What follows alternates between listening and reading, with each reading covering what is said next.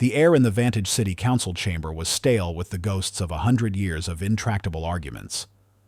Under the solemn gaze of oil-painted former mayors, the city's current leaders were engaged in a familiar grinding battle of attrition. It was nearly 10 p.m., and the subject was Bill 21-7, a proposal to allocate funds for a new community and vocational center in the city's long-neglected Oakwood district. For most of the council, it was a line item on a budget. For Councilman James Anderson, it was a lifeline for a neighborhood on the brink. James stood at his place on the dais, his voice calm but resonant with a passion that seemed to be the only vibrant thing in the tired, wood-paneled room. He was the city's youngest councilman, and its newest, having won a surprising victory 6 months prior on a platform of unity and reinvestment. He was tall and slender, with the lean physique of a former long-distance runner and the thoughtful eyes of a scholar. "Councilman Thorne," James said, directing his words to the council's most powerful and obstructive member, "you cite fiscal prudence. I respect that. But there is no prudence in abandoning an entire segment of our population. The Oakwood district has the highest unemployment and the lowest graduation rate in the city. To invest in this center is not an expense. It is an investment in our own future tax base, in a safer community, in a more hopeful generation." Councilman Marcus Thorne, a portly man in his 60s with a mane of silver hair and a face that had settled into a permanent sneer, leaned back in his leather chair. Thorne was old money, old power, and he saw James Anderson not as a colleague but as a threat, a young popular black idealist who threatened the comfortable stagnant status quo he controlled. From Thorne's perspective, this community center was a political tool for Anderson, a way to solidify his base in the poorer districts and expand his influence.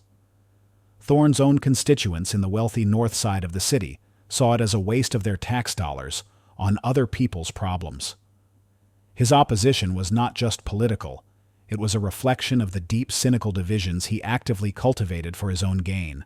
Councilman Anderson speaks with the noble, and I might add expensive passion of a man who is not accountable to the taxpayers footing the bill. Thorne said, his voice a smooth, condescending drawl. "My constituents are concerned about rising property taxes, not about funding community art projects and vocational training of dubious value. They are concerned that a center of this nature will only attract an undesirable element, further depressing the character and value of surrounding neighborhoods." The dog whistle was audible to everyone in the room. Undesirable element, character of the neighborhood. It was the polite country club language of racism, and it made James's jaw tighten. But he refused to take the bait. "The only undesirable element I'm concerned about, Councilman," James replied, his voice even as poverty, "and the only character I wish to preserve is that of a city that takes care of all its citizens, not just the ones in the wealthiest zip codes." The debate raged for another hour, a familiar dance of idealism versus obstructionism.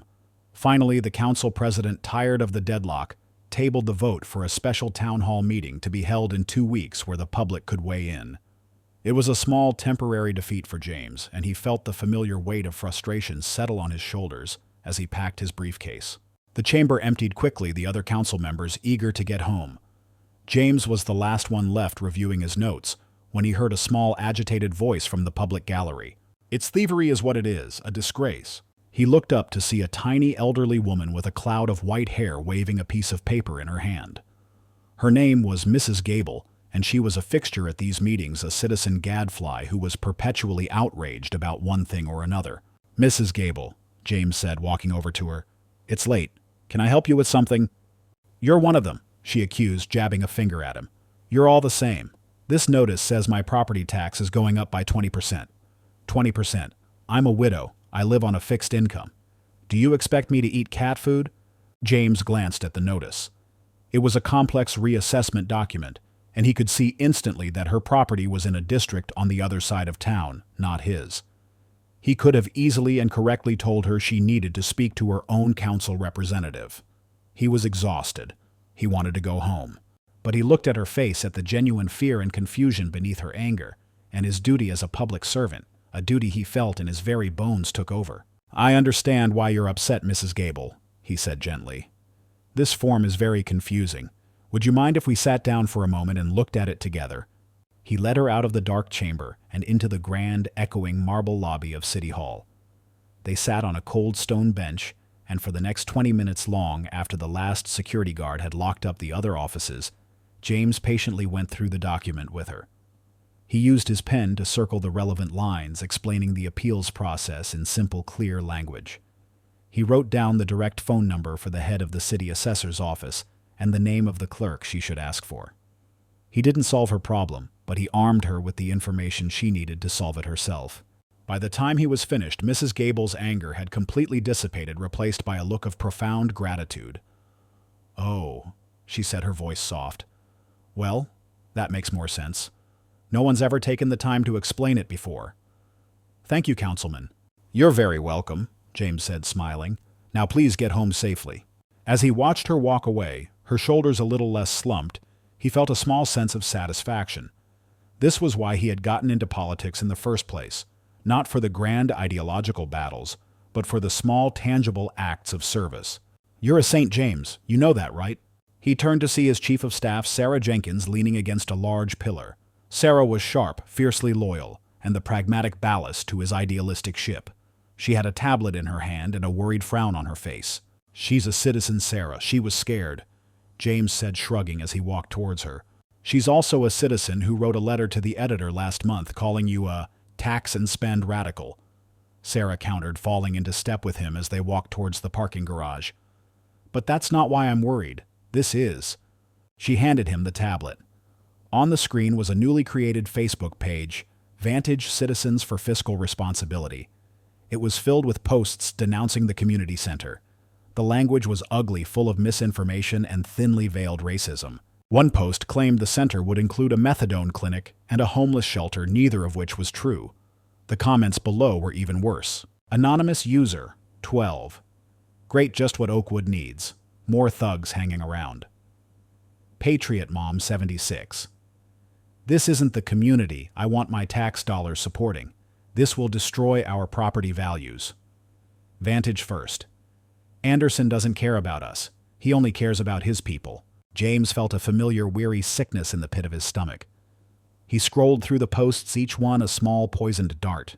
"It's a coordinated smear campaign," Sarah said, her voice tight with anger.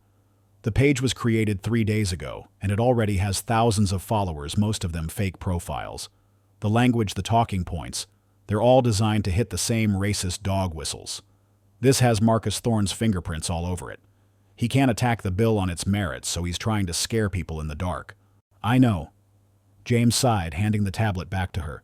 He ran a hand over his tired face. "It's just, I hate this part of the job. The lies. The manufactured fear. I still want to believe that if we just present the facts, if we appeal to people's better angels, we can win." "The problem, James operates," Sarah said, stopping as they reached his car, "is that Marcus Thorne isn't interested in appealing to angels. He's appealing to demons. Be careful. He fights dirty." He promised he would thank her for waiting and got into his car. As he drove out of the garage and into the rain-slicked streets, the weight of the day settled upon him. He felt as if he were fighting a war on two fronts. In the open, in the council chamber, he fought against the cynical politics of men like Thorne. But in the shadows, he fought against something much older and much uglier, a whispering, anonymous hatred that sought to poison the very soul of the city he had sworn to serve. He was so lost in these heavy thoughts, so focused on the invisible battle, that he was unprepared for the real physical one that was waiting for him just a few miles down the dark and stormy road ahead. The drive home from City Hall was a journey into a churning, liquid darkness. The storm, which had been a steady drizzle earlier in the evening, had unleashed its full fury upon the city of Vantage. Rain fell in thick, wind-driven sheets, transforming the familiar streets into distorted, watery passages. Streetlights cast long, bleeding reflections on the slick asphalt, and the rhythmic slap of James's windshield wipers fought a losing battle against the deluge. Normally, James would have taken the interstate, a straight, efficient shot to his quiet suburban home, but tonight his mind was a hornet's nest of thoughts, agitated and buzzing from the council meeting. He was thinking of Thorne's smug, cynical face, of Sarah's warnings about the smear campaign, of the tired, hopeful eyes of the residents of Oakwood. He needed to decompress, to let the motion of the drive untangle the knots in his mind. So he took the old county highway, a 2-lane road that wound its way through the dark wooded hills on the outskirts of the city. It was a decision that would alter the course of his life. Here beyond the city lights, the darkness was absolute, broken only by the twin beams of his headlights, cutting a path through the rain and fog. The wind howled through the great oak and pine trees that lined the road, their branches thrashing like angry arms. It was a hostile, elemental night, a night that made the world feel vast, and human beings feel very small. He was replaying his debate with Thorne, thinking of a better rebuttal, a sharper argument he could have made when a flicker of something unnatural caught his eye. It was a weak, intermittent light off to the right side of the road where no light should be. It was angled strangely, pointing up into the thrashing trees. James slowed his car, his brow furrowed with curiosity. He peered through the rain-streaked windshield. At first he couldn't make sense of it. Then, as he drew closer, the shape resolved itself from the darkness. It was a pickup truck, a big one, its front end wrapped around the massive trunk of an ancient oak tree some 20 feet off the road. The strange light was one of its headlights, shattered, but still weakly glowing, a dying mechanical eye. Without a second thought, James pulled his car onto the muddy shoulder, the hazard lights flashing in the torrential rain. His political battles, his exhaustion, it all vanished, replaced by a single primal instinct: someone needed help. He threw open his door and was immediately assaulted by the wind and rain which soaked his suit jacket in seconds. "Hello," he shouted, his voice swallowed by the roar of the storm. "Is anyone there? Are you okay?" There was no answer. His heart began to pound, a familiar drumbeat of professional urgency now tinged with personal fear. He fumbled for his phone to call 911, but there was no service out here in the hills. He was alone. It was up to him. He navigated the slick, muddy ditch that separated the road from the woods, his dress shoes sinking into the soft earth. As he got closer to the wreck, the smell hit him, the sharp, metallic scent of leaking gasoline and the hot, acrid smell of a stressed engine. It was a dangerous combination. The driver's side of the truck had taken the main impact. The front end was a crumpled, unrecognizable mass of metal, and the driver's door was bent into a concave shape. James reached the window, which was spiderwebbed with cracks, and peered inside using the light from his phone to illuminate the interior. A man was slumped over the steering wheel, motionless. He was a large man, middle-aged, with thinning hair, and a face that, even in unconsciousness, seemed set in a permanent scowl. A dark, ugly gash on his forehead was bleeding profusely, the blood mingling with the rain trickling in through the shattered windshield. "Sir," James yelled, banging on the window. "Sir, can you hear me?" The man groaned, a low, guttural sound of pure pain, but didn't move. He was alive. For now. James grabbed the handle of the truck's door and pulled. It wouldn't budge. It was jammed tight in its frame. He pulled again, planting his feet in the mud, using all his body weight, his muscles straining against the unyielding metal. The door groaned in protest, but didn't open. Panic, cold and sharp, tried to claw its way up his throat, but he beat it back down. He was a long-distance runner, not a weightlifter. He needed leverage, not brute force. He ran back to his own car, his mind racing. He popped the trunk and grabbed the tire iron, a heavy, solid piece of steel. He ran back to the truck and wedged the flat end of the tire iron into the small gap near the door's hinges. "Come on," he grunted, putting his entire weight onto the tool. Metal screeched against metal, a high, painful sound. The gap widened by an inch. He repositioned the tire iron and pushed again, his arms and back screaming in protest. The door bent outward with a loud crack. He now had enough space to get his hands inside. He gave one final, desperate heave, and the door flew open with a groan of tortured metal. He had wasted precious minutes. He leaned inside the cab, ready to assess the man's injuries, when he saw it. A small orange flicker from under the crumpled hood. The gasoline he had smelled was not just leaking, it had found an ignition source. A small fire had started in the engine compartment. He knew enough about car accidents to know he had seconds, not minutes, before the entire front end was engulfed in flames. There was no more time for caution, no time for a careful medical assessment. There was only time to act. "Sir, I've got to get you out of here. The car's on fire," James shouted, hoping to rouse the man. He reached across the man's chest and fumbled for the seatbelt buckle. It was jammed. He wasted 5 precious seconds trying to unlatch it before giving up. He scrambled back out, grabbed the tire iron again, and used it to smash the fabric anchor of the seatbelt against the car's frame until the belt snapped. The flames under the hood were growing now, licking up the side of the fender, casting a dancing, hellish orange light on the scene. The heat was becoming intense. James leaned back in, grabbed the unconscious man under the armpits and pulled. It was like trying to move a mountain of dead weight. The man was easily 50 pounds heavier than he was, his body limp and uncooperative. James's shoes slipped in the mud. He couldn't get a good footing. "Come on!" he yelled to the man, to himself, to God. He dug his heels in, his leg muscles burning, and gave another desperate pull. The man's body slid a few inches across the seat. It wasn't enough. The fire let out a sudden whoosh as it found a new pocket of fuel, the flames now visible over the hood. The rain seemed to hiss as it hit the hot metal. James knew he had one last chance. He took a deep breath, braced himself against the frame of the door, and pulled with every last ounce of strength he possessed. It was a primal, desperate act of will.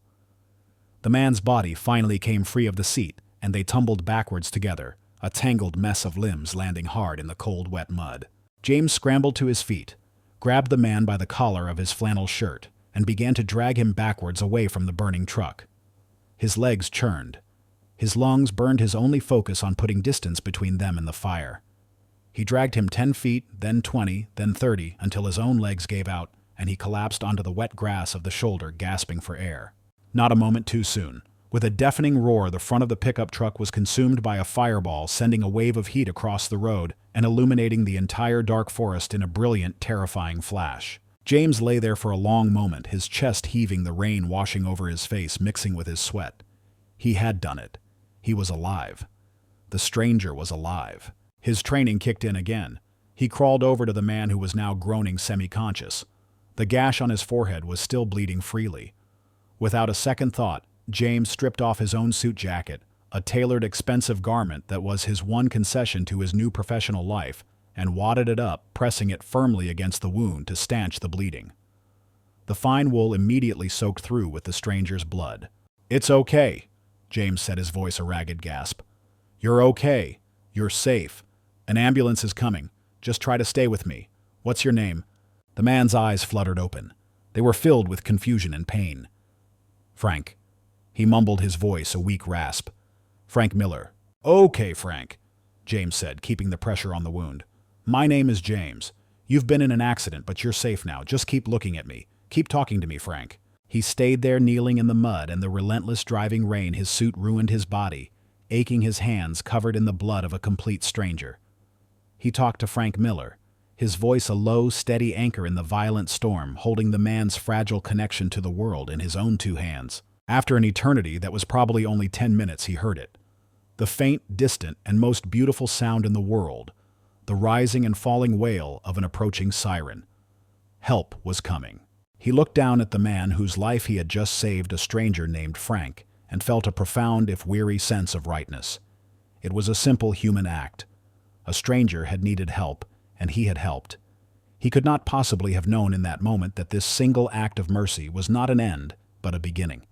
It was the catalyst that would ignite a firestorm in his own life, far more dangerous and consuming than the one he had just pulled this man from. The next morning the storm had passed, leaving behind a world washed clean and glistening under a pale, watery sun. In his office at City Hall, however, James Anderson felt as though the storm had moved inside. His suit from the previous night, a mud-stained and bloodied wreck, lay crumpled in a plastic bag in the corner of the room, a tangible reminder of the chaos. He was on his third cup of coffee, the caffeine doing little to penetrate the profound, bone-deep exhaustion that had finally settled in. Sarah Jenkins, his chief of staff, stood before his desk. Her arms crossed her expression, a mixture of horror, relief, and exasperation. He had called her an hour ago to tell her what had happened, and she had driven to City Hall immediately. "Let me get this straight," she said, pacing the floor. "You were driving home in a monsoon. You found a truck wrapped around a tree. You played Hercules and ripped the door off. You dragged a man twice your size out of the vehicle moments before it exploded, and you did all this without calling me." "There was no cell service, Sarah," James said with a weary smile. "You were my second call right after 911 worked again. And the man, this Frank Miller, he's okay. The hospital called this morning. He has a concussion, a broken collarbone, and needed 20 stitches in his forehead, but he's stable. He's going to be fine." "Good," Sarah said, her relief genuine. She then shifted into her pragmatic, protective mode. "Okay, so you did a heroic thing. You saved a man's life. The story will probably make the local news. We can use that. A little positive press won't hurt the push for the community center bill." James shook his head. "No. That's not what this is about. I'm not going to use that man's trauma as a political talking point. This was just a thing that happened. A human thing. He stood up, grabbing his briefcase. I'm going to go to the hospital. Just want to check in on him, make sure he has everything he needs. Sarah held up a hand. James, wait. Why, you did your part. You're a councilman, not his personal physician. Let it go. You don't know who this guy is. For all you know, he's one of the anonymous trolls on that Facebook page Thorne is running. The thought was unsettling, but James pushed it aside. It doesn't matter who he is, Sarah. He's a citizen of this city and he was hurt. I feel responsible. I just want to see for myself that he's okay. His stubborn decency was one of the things Sarah admired most about him, and also one of the things that terrified her the most in the cutthroat world of politics. She knew she couldn't stop him. Fine, she sighed, but be careful. My gut tells me no good deed goes unpunished, especially in this city. An hour later, James walked through the clean, antiseptic-smelling corridors of Vantage Metro Hospital. He got Frank Miller's room number from the front desk and made his way to the third floor. He felt a quiet sense of duty, a simple human impulse to close the loop on the traumatic event they had shared. He knocked gently on the door to room 314 before pushing it open. Mr. Miller, he said, his voice soft. Frank Miller was sitting up in bed, his head wrapped in a clean white bandage and his right arm in a blue sling. A nurse was checking his blood pressure.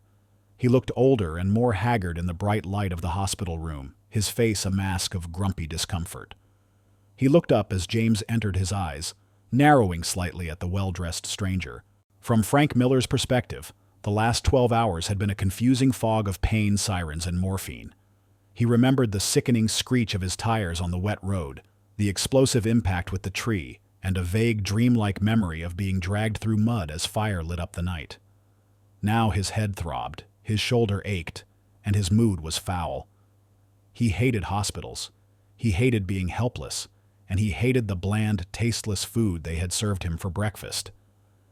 And now some politician-looking guy in a fancy suit was walking into his room. Then his brain, sluggish from the concussion, finally made the connection. He recognized the face. Not from the rainy darkness, but from the televised city council debates he sometimes watched with disgust. From the campaign flyers he had thrown in the trash. From the lawn signs he had seen defaced in his neighborhood. This was him. This was Councilman James Anderson, the radical, the tax and spend liberal, the man who was personally responsible for everything that was going wrong in his city. This was the man who wanted to build a community center that would flood his neighborhood with crime and lower the value of the one thing he owned in this world, his small, struggling hardware store. A wave of pure, unadulterated cognitive dissonance washed over Frank. This man, his political and ideological enemy, was the one who had pulled him from the burning truck. It didn't make sense. His mind, unable to reconcile this contradiction, scrambled for an explanation, a narrative that would fit his pre-existing worldview. And in the dark, fertile soil of his resentment, an ugly idea took root. It's a trick. He wants something. He's here for a photo op. He's trying to use me. The nurse finished with his blood pressure cuff. Well, your pressure is a little high, Mr. Miller, but that's to be expected. You have a visitor. She smiled warmly at James. And you should be thanking your lucky stars for this man. The paramedics said he saved your life. The nurse's words, meant to be helpful, were like gasoline on the fire of Frank's suspicion. Of course, the hero narrative. It had already begun. James stepped forward, a kind, concerned expression on his face. Mr. Miller, I'm James Anderson. I was there with you last night on the road. I just wanted to come by and see how you were doing today. Frank stared at him, his eyes turning to cold, hard chips of granite. He felt a surge of bitter, resentful anger. He refused to be a pawn in this man's political game. I don't need anything from you. Frank grunted, his voice a low, hostile growl. He deliberately turned his face to the wall, a clear and brutal dismissal. James stopped, stunned by the coldness of the reception. He had expected confusion, perhaps, or even a gruff sort of gratitude. He had not expected open hostility. I'm sorry, he said, thinking he must have misheard. You heard me, Frank said to the wall. Get out. The nurse looked mortified. Mr. Miller, this man risked his own life for you. I didn't ask him to. Frank shot back, his voice thick with a stubborn, irrational pride. I was fine. Now I want to be left alone. James stood there for a long moment, a swirl of confusion and hurt rising in him. He looked at the angry, rigid back of the man in the bed, and he finally understood.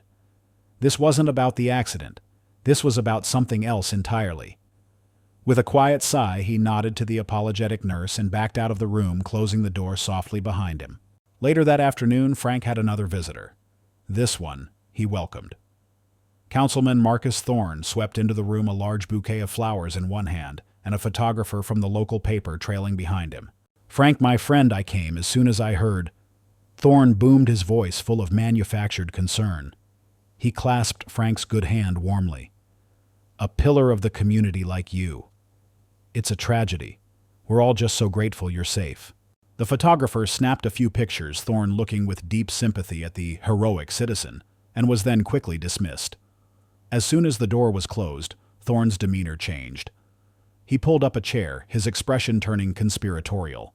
"So," Thorne began, leaning in, "I heard our esteemed colleague Mr. Anderson already paid you a visit."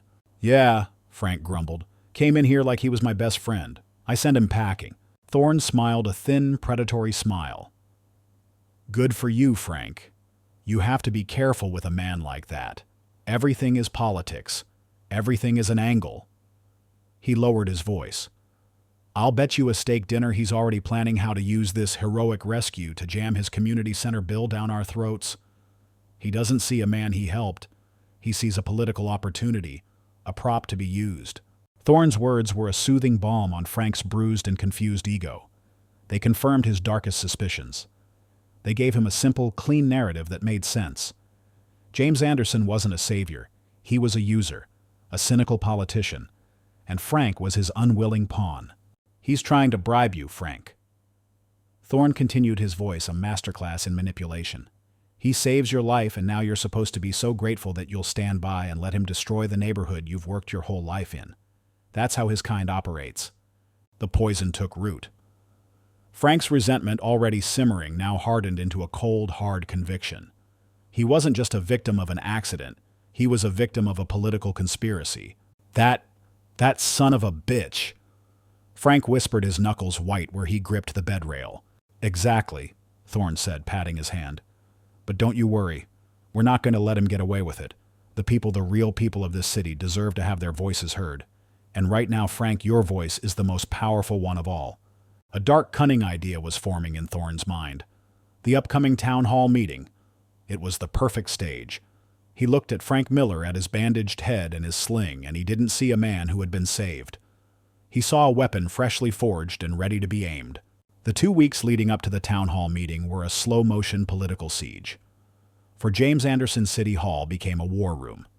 He and Sarah Jenkins worked late into the night, fueled by cold pizza and a shared sense of righteous determination. The walls of James's office were covered in maps of the Oakwood District demographic data and economic projections. He was building an arsenal of facts, convinced that the truth was a weapon, powerful enough to cut through the fog of fear and misinformation being pumped into the city by his opposition. Sarah, ever the pragmatist, was focused on the enemy's tactics. "The online campaign is escalating, James," she said one evening, pointing to her tablet. The screen showed the Vantage Citizens for Fiscal Responsibility page, which had become a cesspool of racist memes and outright lies about the community center. They're running targeted ads in Thorne's district and the surrounding suburbs. The narrative is set. You're a radical trying to force a dangerous project on a city that doesn't want it. She looked at him, her expression serious. "Worse, I'm hearing whispers. Thorne is planning something for the town hall. Some kind of ambush. A source told me he's been courting a surprise guest to speak against the bill." James felt a familiar knot of dread in his stomach. He knew who it would be. The local paper had run a small human interest story about the accident, briefly mentioning his role in the rescue. The story had been factual and understated, but it was enough. Thorne would not be able to resist the political theater of it. "It's going to be Frank Miller, isn't it, James?" said the question, a statement of fact. "All signs point to it," Sarah confirmed grimly. "It's a perfect made-for-TV betrayal. The man you saved publicly denouncing you. It's a character assassination. James, and Thorne is holding the knife." She leaned forward, her eyes intense. "You have to get ahead of it. You have to tell your side of the story first. Frame it. Talk about the rescue about your selfless act.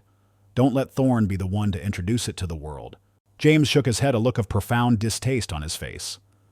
He walked to the window and looked down at the lights of the city he had sworn to serve. No, he said, his voice firm. I'm not going to do that, Sarah. I will not use the fact that I helped a man in need as a political bargaining chip.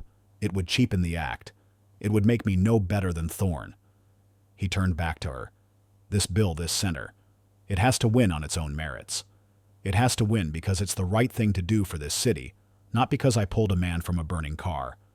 If I use his life to score political points, then we've already lost. Sarah looked at him, a mixture of frustration and deep admiration in her eyes. It was this stubborn, unshakable integrity that made him a great man, but she feared it also made him a vulnerable politician. He was bringing a moral code to a knife fight. Across town, in the plush leather and mahogany office of his private club, Marcus Thorne was preparing his own weapon for that fight. He sat opposite Frank Miller, a glass of expensive scotch in his hand. Frank, his arms still in a sling, looked out of place and uncomfortable in the opulent surroundings, but he was listening intently. Thorne was not giving Frank a script. He was a far more subtle artist of manipulation. He was validating Frank's deepest fears, painting them as righteous anger. They don't respect us, Frank Thorne said, his voice a low, confidential murmur.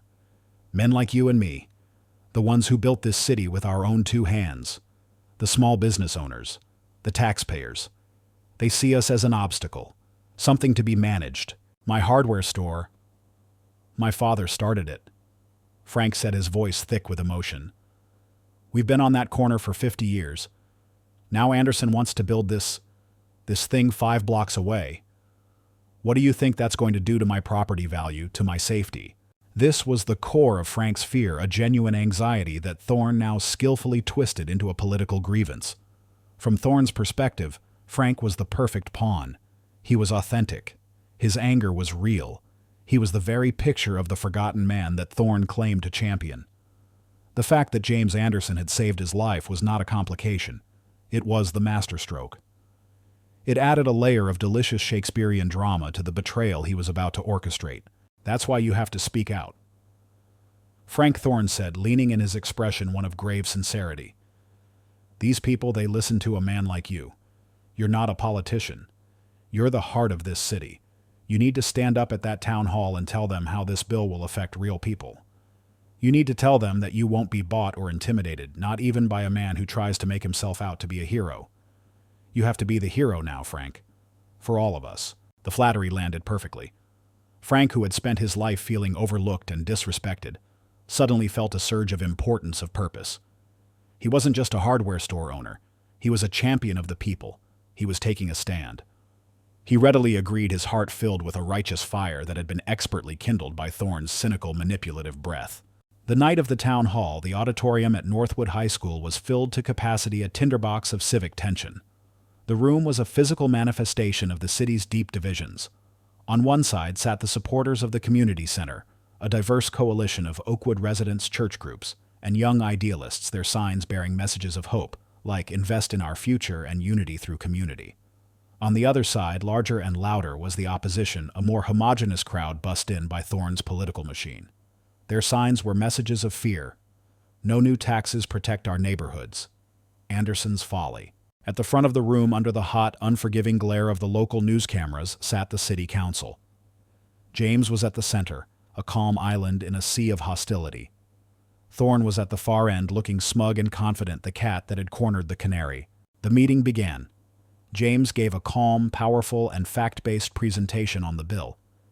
He laid out the economic benefits, the partnerships with local trade unions for the vocational training, the data showing how similar centers in other cities had reduced crime and increased property values.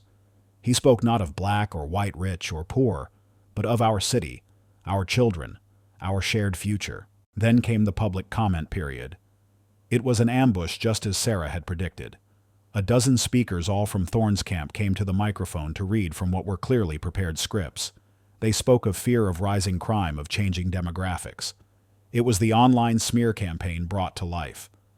James answered each question with patience and respect, carefully refuting the misinformation with his arsenal of facts. But he could feel he was losing. Fear was always a more potent motivator than hope. Finally, Thorne leaned into his microphone. "Mr. President," he said to the council president, "we have one final speaker. A man whose perspective I believe is uniquely valuable.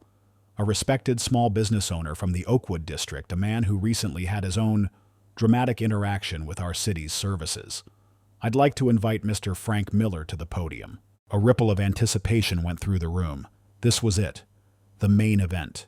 Frank Miller walked slowly to the microphone in the center aisle, his arm still in the sling, a walking, breathing symbol of authentic grievance. The television cameras zoomed in on him. He looked out at the crowd, his face set in a grim, determined expression. "My name is Frank Miller," he began, his voice rough but steady. "I've owned Miller's Hardware on the corner of Oak and 12th for 30 years. My father owned it before me. We are part of that neighborhood. We've seen it change. And now Councilman Anderson wants to change it again, but not for the better." He launched into a passionate, angry speech. He hit every talking point Thorne had fed him, but he delivered them with a genuine, unshakable conviction. He spoke of his fear for his store, of his worries about gangs and drugs, of his anger at his tax dollars being used for a project he didn't want. He never mentioned the accident. He never mentioned the rescue. He simply stood there, the man whose life James had saved, and methodically, passionately dismantled his character and his life's work. The opposition crowd roared its approval, giving him a standing ovation as he finished. The moderator, a local journalist, let the applause die down before turning to James. The camera pushed in for a tight close-up on James's face. Councilman Anderson, the moderator, said, her voice dripping with journalistic drama. "That was Frank Miller, a man who, as you know, you personally saved from a burning vehicle just 2 weeks ago. He is now in no uncertain terms publicly accusing your signature project of being a threat to his livelihood and his community. This is an extraordinary turn of events." She leaned forward. "What is your response?" The room fell completely silent. Every eye was on James. He was alone, isolated in the spotlight. He was politically checkmated. To attack Frank would make him look like a monster. To ignore the betrayal would make him look weak. Thorne leaned back in his chair, a look of pure, triumphant victory on his face. He had him. James sat there for a long moment, the weight of 1,000 pairs of eyes upon him. Sarah, watching from the side of the room, felt her heart sink. She saw no way out. But then she saw the look on James's face. It was not fear. It was not anger. It was a look of profound, sorrowful clarity. The gauntlet had been thrown. He was alone, and he was about to walk directly into the fire. The silence in the Northwood High School auditorium was a weapon. It was a dense, heavy thing loaded with expectation and the promise of political bloodshed. The moderator's question, sharp and perfectly aimed, hung in the air. "What is your response?" Every eye in the room was on James Anderson. The television camera zoomed in a merciless, unblinking cyclops, capturing every flicker of emotion on his face. He could feel the heat of its light, the collective held breath of the hundreds of people in the room. He saw the faces in the crowd, the angry, triumphant sneers of Thorne's supporters, the worried, pleading eyes of his own. And on the center aisle, he saw Frank Miller standing defiant and proud, a willing pawn in his own betrayal. And then there was Marcus Thorne seated at the council table, looking like a Roman emperor who had just given the fatal thumbs down in the gladiators' arena. His smirk was a masterpiece of political sadism. He had engineered this moment perfectly. He had laid a perfect trap, and James had walked right into it. The omniscient narrator, privy to the storm inside James's mind, could see the war being waged there. The politician in him, the fighter that had clawed his way to this office, screamed for him to fight back. Sarah's voice echoed in his memory. "Get ahead of it. Tell your side of the story first. It would be so easy, so just. He could stand up and expose the whole sordid affair." My response, the imagined vengeful version of himself would say. My response is that I'm surprised Mr. Miller is well enough to be here tonight. Considering 2 weeks ago, I pulled his unconscious body from a burning truck after he crashed his car. I used my own jacket to stop the bleeding from the gash in his head. So yes, I am very interested to hear his thoughts on my character. The words formed in his mind with a satisfying, venomous clarity. He could see the scene, the gasps from the crowd, the look of utter horror and humiliation on Frank's face, the swift and total destruction of Thorne's credibility. It would be a checkmate, a stunning political victory. But as he looked at Frank Miller, he didn't see a political opponent. He saw a man in pain. Not just the physical pain of his healing injuries, but a deeper, more profound pain. The pain of a man filled with fear and resentment, a man who felt the world was leaving him behind, a man so lost in his own anger that he had allowed it to be weaponized by a cynic like Thorne. To destroy Frank now, to humiliate him in this public forum, would not feel like a victory. It would feel like a violation. It would be using the very tactics of the man he despised. It would mean becoming a little bit like Marcus Thorne. And in that moment of profound, silent clarity, James Anderson made a choice. He would not win that way. He would not sacrifice his own character for the sake of a political point. He would lose the vote before he would lose himself. He took a slow, deliberate sip of water. He set the glass down. He looked not at the moderator, not at the camera, and not at Marcus Thorne. He looked directly at Frank Miller, and when he spoke, his voice was not the voice of a politician. It was the voice of a man. "Frank?" He began the use of the first name, a deliberate, disarming act of connection. The entire room seemed to lean in. "Thank you for coming here tonight to share your perspective. And more than that, I am truly incredibly glad to see you are on your feet and recovering. I mean that with all my sincerity." The response was so unexpected, so devoid of the anticipated anger or defensiveness, that it immediately changed the temperature in the room. Thorne's smirk faltered, a flicker of confusion crossing his face. This wasn't part of the script. "I hear you tonight, Frank." James continued, his gaze never leaving Miller's face. "And I don't just hear your words. I hear the fear behind them. It's a real fear. It's the fear for the business your father built. The fear for the neighborhood you've called home your entire life. It's the fear that the world is changing in ways you can't control, and that you're being left behind. You are not alone in that feeling. There are thousands of people in this city, in all neighborhoods of all backgrounds, who feel that same anxiety every single day." He had not refuted Frank. He had validated him. He had taken Frank's anger, which Thorne had sharpened into a weapon against him, and he had gently, respectfully disarmed it. Frank, who had been prepared for a fight, for an argument, looked visibly confused. His defiant posture softened almost imperceptibly. "The opposition to this bill," James said, now widening his gaze to include the entire room, "is based on that fear. And fear is a powerful motivator. It's easy to be afraid of what a new community center might bring. It's much harder, but far more important, to be hopeful about what it can build." He then began to masterfully, carefully address the fears themselves, not as political attacks, but as legitimate concerns. "You're worried about your property values. Let's talk about how the vocational training program at this center will partner with local businesses like your hardware store, Frank, to provide a pipeline of skilled local workers, making our entire business district more vibrant and successful. You're worried about crime. Let's talk about the data that shows a 10% drop in juvenile crime in every single city that has implemented a similar after-school and mentorship program. You're worried about undesirable elements. The only undesirable element this center is designed to fight is hopelessness." He was not just defending his bill, he was recasting it. It was no longer a threat to Frank's world. It was the potential salvation of it. He saved his final, most powerful point for the end. He stood up from his chair, a quiet but commanding presence on the stage. But in the end, he said, his voice dropping to a more personal, more intimate level, "This bill isn't about concrete or budgets or property values. It's about the character of our city. It's about who we want to be. Do we want to be a city of walls where we eye our neighbors with suspicion? Do we want to be a city where we see every stranger as a threat?" He paused, and his eyes found Frank's again, a look of profound, sorrowful meaning passing between them. "Or do we want to be a city of bridges? Do we want to be the kind of place where on a dark and stormy night, if a man's truck goes off the road and crashes into a tree, a stranger will pull over and help? A stranger who doesn't know his name, doesn't know who he voted for, doesn't know a thing about him except that he is a fellow human being in need."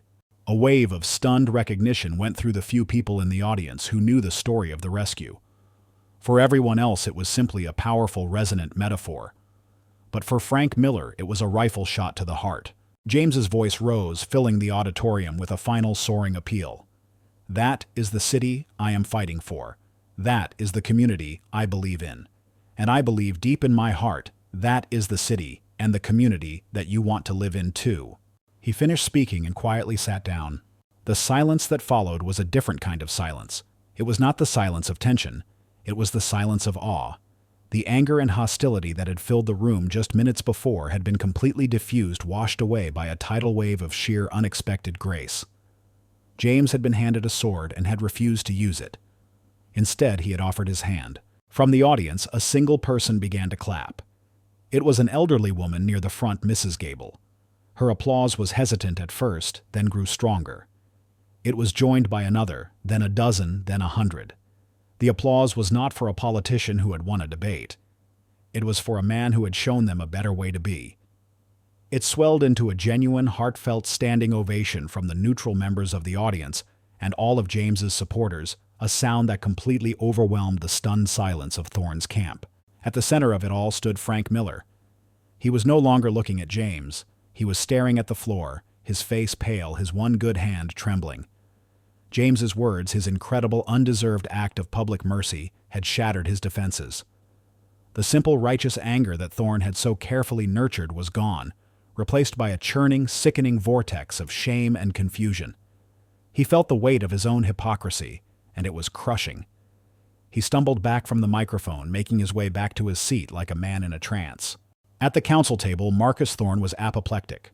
His face was a thunderous mask of disbelief and rage. His perfect trap, his moment of supreme political theater, had been turned against him. He had tried to make James look like a hypocrite, and instead James had emerged looking like a saint. Thorne had played chess, and James had responded by calmly knocking over the board and appealing to a higher moral authority that Thorne didn't even know existed.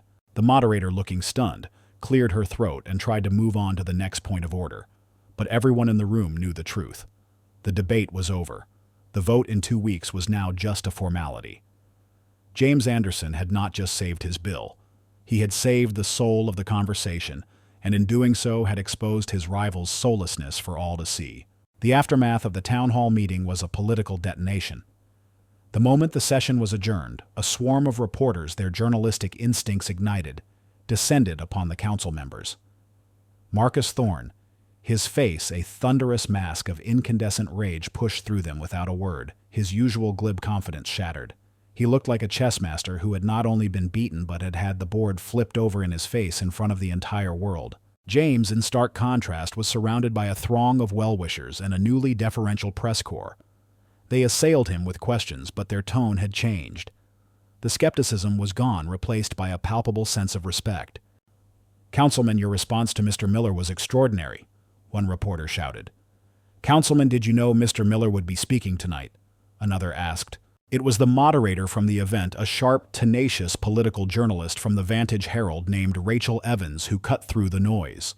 She got her microphone in front of James, her eyes sharp and analytical. "Councilman Anderson," she said, her voice clear and precise. "Your final statement about a stranger helping another on a stormy night felt specific.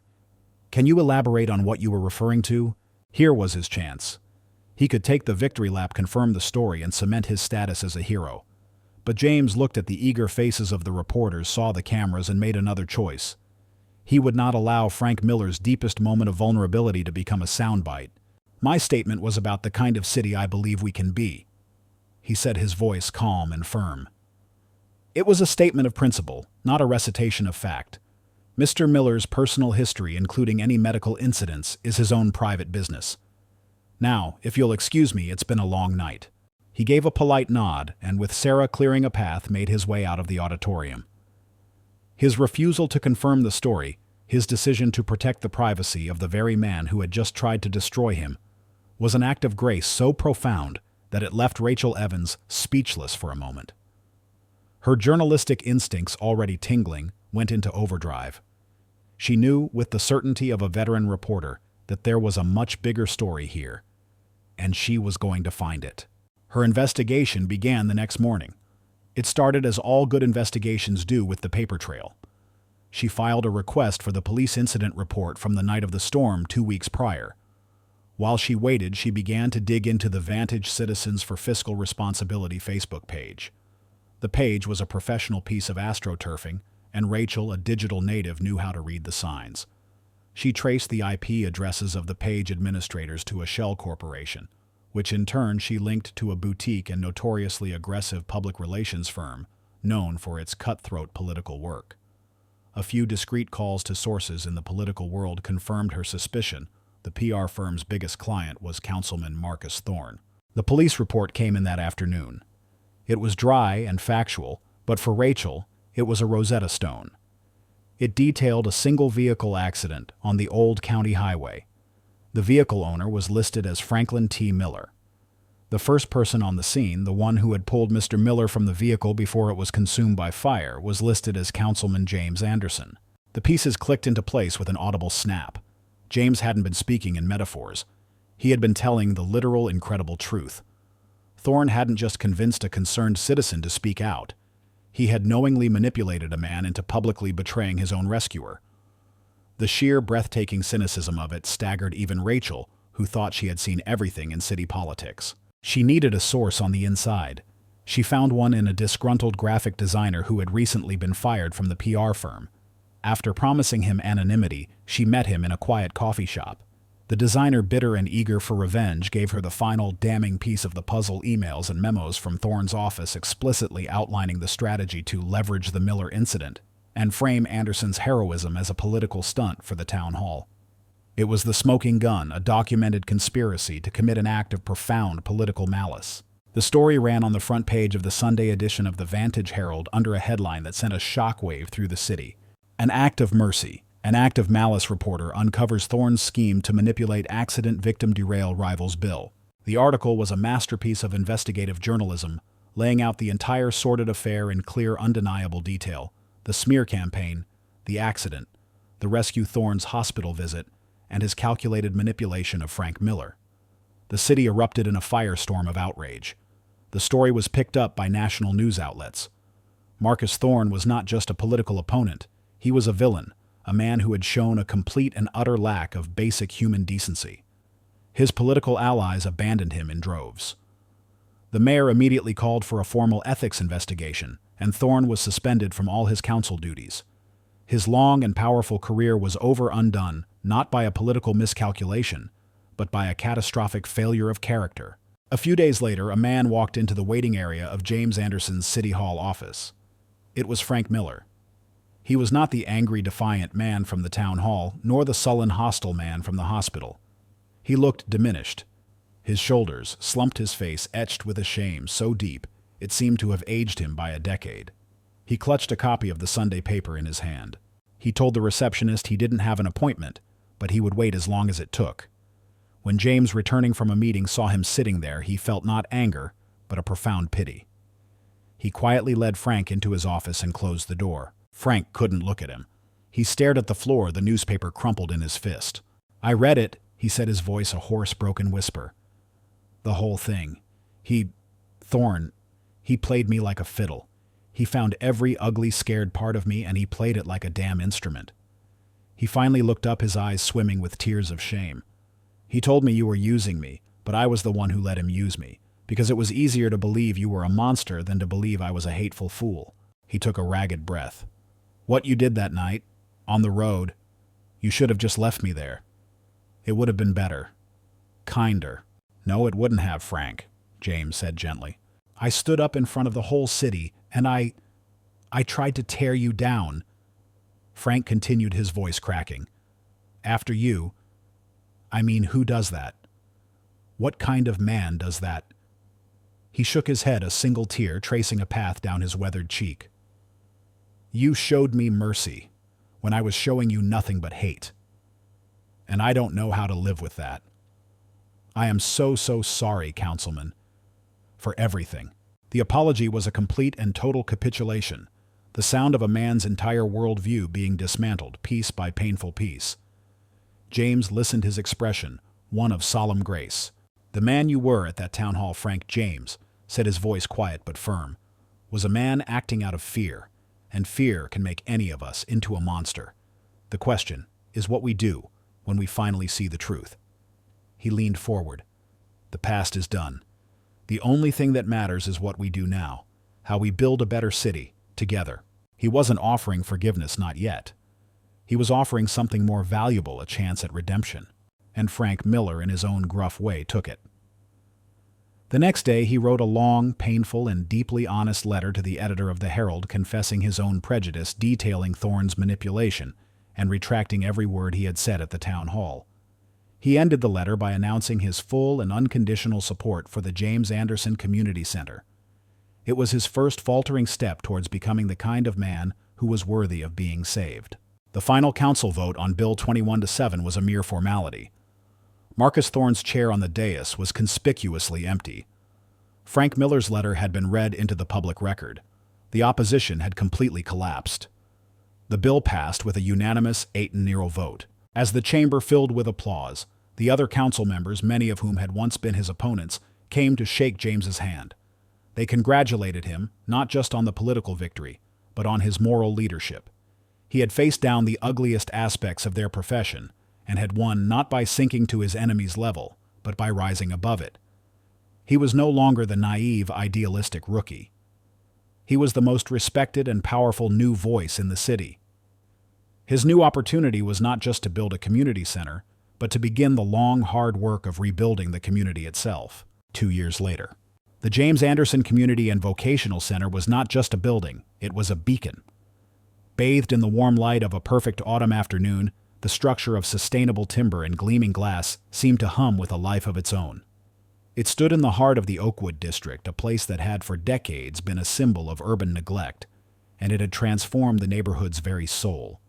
The grass around it was green, children's laughter spilled from a new brightly colored playground, and the storefronts on the surrounding streets looked a little brighter, a little more hopeful. Today was its official grand opening, and a large, joyful, and incredibly diverse crowd had gathered on the plaza out front. It was a perfect cross-section of the city of vantage, old and young, black, white, and brown people in expensive suits standing next to people in work boots. They were all here to celebrate the building that had in its own way helped to rebuild their fractured city. On the ribbon-cutting stage, a man stood at the podium looking out at the crowd. James Anderson was still recognizable as the young, idealistic councilman, but he carried himself with a new, deeper authority. His idealism had not been diminished by the battles he had fought. It had been tempered, hardened into a resilient, practical wisdom. He was now city council president, a leader who had earned the respect of allies and former adversaries alike through his unwavering integrity. They say that if you want to see a person's values, you shouldn't listen to their speeches. You should look at what they build. James began, his voice amplified by the sound system washing over the crowd. Today, we are dedicating a building. But what we are truly celebrating are the values that this building represents: hope, opportunity, and the simple, powerful idea that we are all stronger when we invest in each other. In the front row, Sarah Jenkins watched, a proud, maternal smile on her face. Beside her sat Mrs. Gable, who now served on the community center's volunteer board. In the crowd, the city's new reform-minded police chief stood, a symbol of the changing relationship between the community and its protectors. This center, James continued, will provide job training for our youth. It will provide a safe space for our children to learn and play. It will provide a gathering place for our seniors. But more than that, it is a testament to a fundamental truth that our community's greatest resource is our own people. He paused, his eyes scanning the crowd. And that is why the heart of this center is a program dedicated to nurturing one of our most vital resources, the local entrepreneur, the small business owner who gets up before dawn and goes to bed long after dark, who pours their life into their work. The Vantage Business Incubator housed in this very building is designed to provide mentorship support and microloans to help these businesses not just survive, but thrive. He smiled, a genuine, brilliant smile. And today it is my distinct honor to celebrate the program's first official graduate.